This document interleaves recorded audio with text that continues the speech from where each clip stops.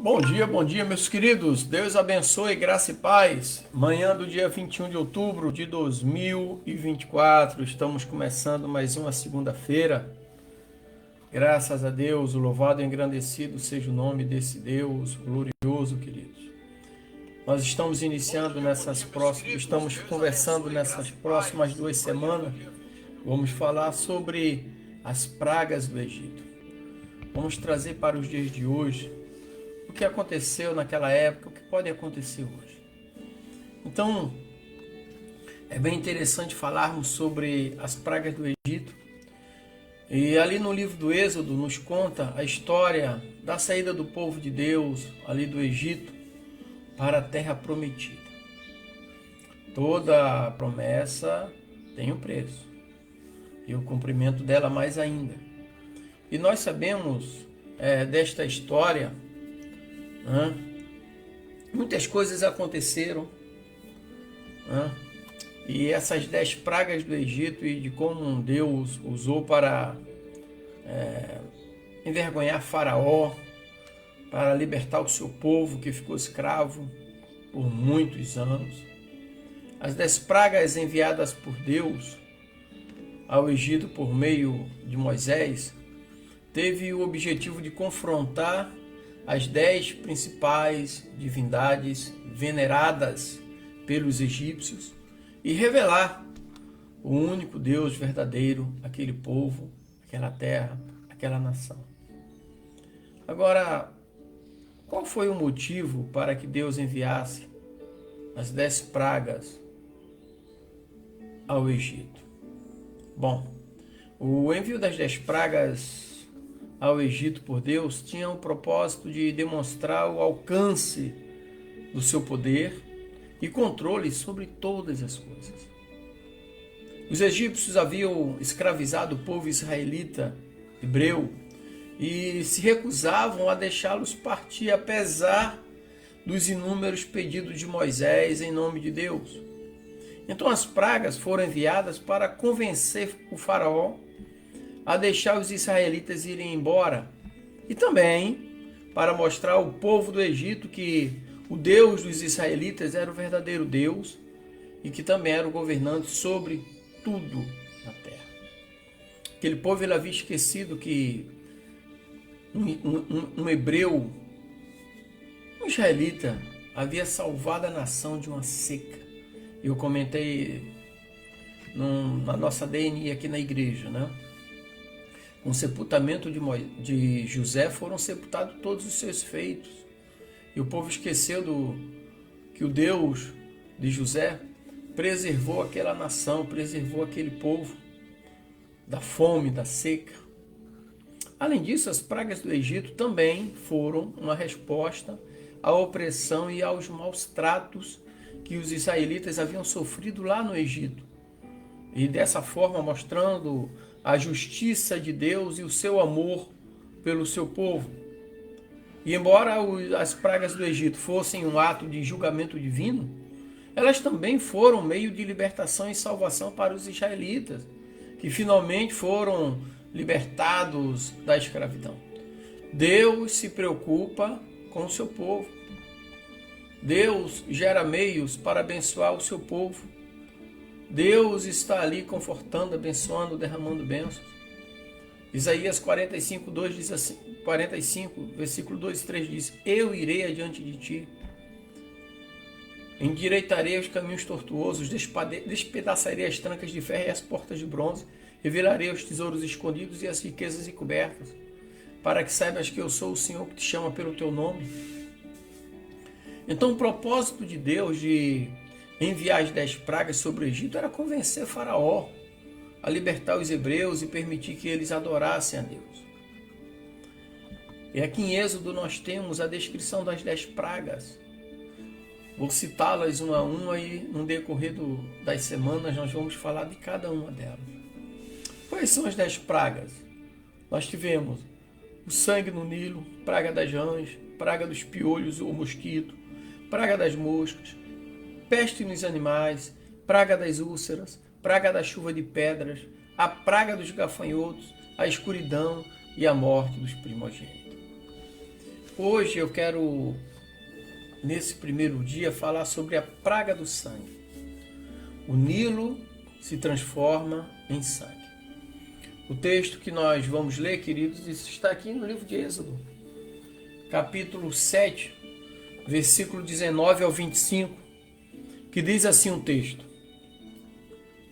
Disse mais o Senhor a Moisés: Dize a Arão: Toma a tua vara e estende a mão sobre as águas do Egito, sobre as correntes, sobre as suas correntes, sobre os seus rios, sobre os seus tanques e sobre todo o ajuntamento das águas, para que se tornem em sangue, e haja sangue em toda a terra do Egito, assim nos vasos de madeira como nos de pedra.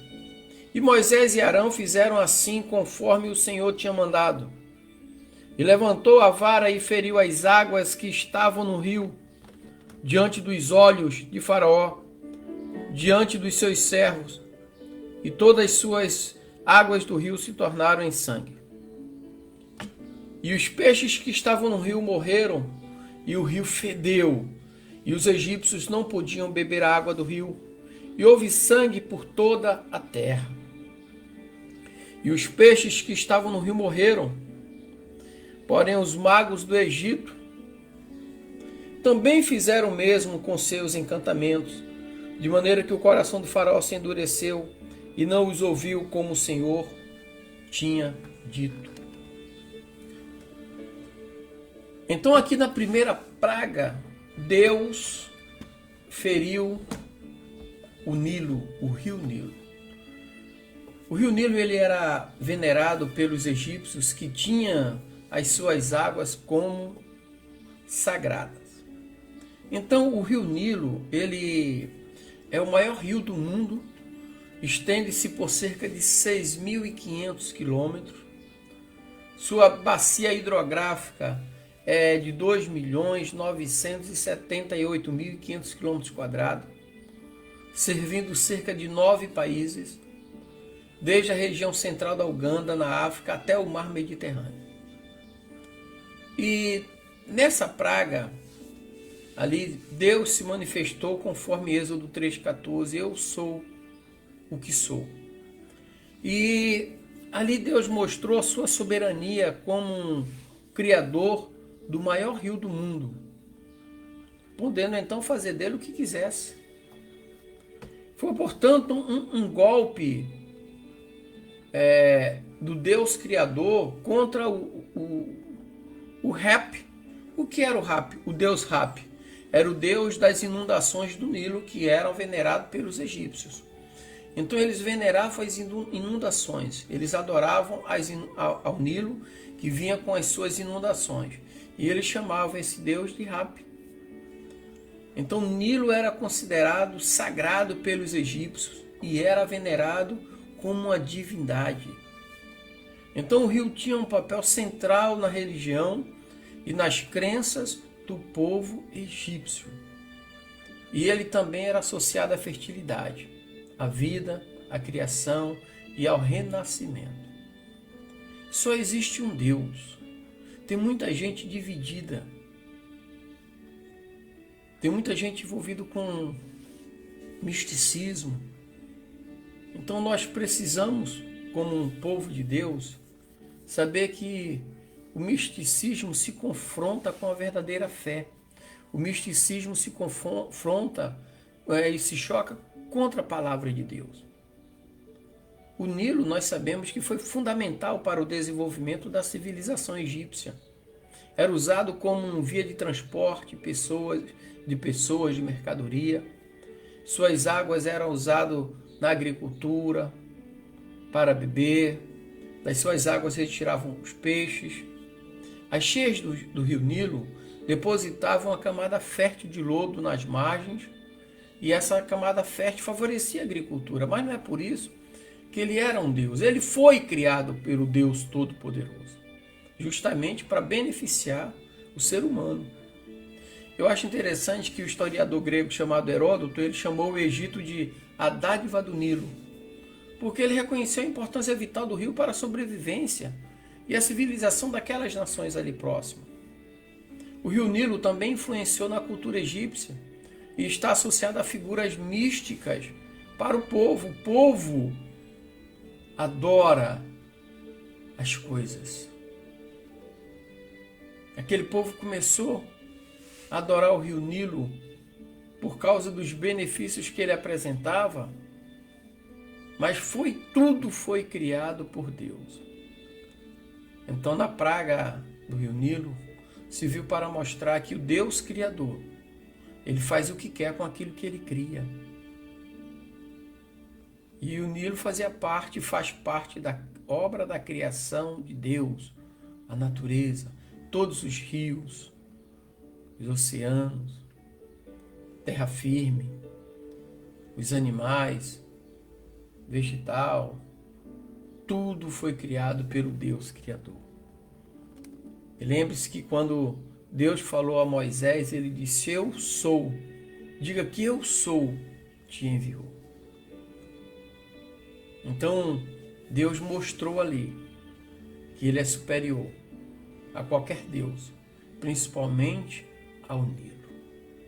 Então, quer dizer para você, meu irmão, minha irmã, diga para esse teu problema que teu Deus é maior do que ele.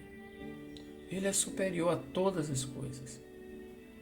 Que nessa semana, que se inicia hoje, saiba que o Deus Todo-Poderoso, o Deus Criador dos céus e da terra, o Deus que tem poder sobre todas as coisas, ele tem poder para mudar a tua vida, para mudar a tua história.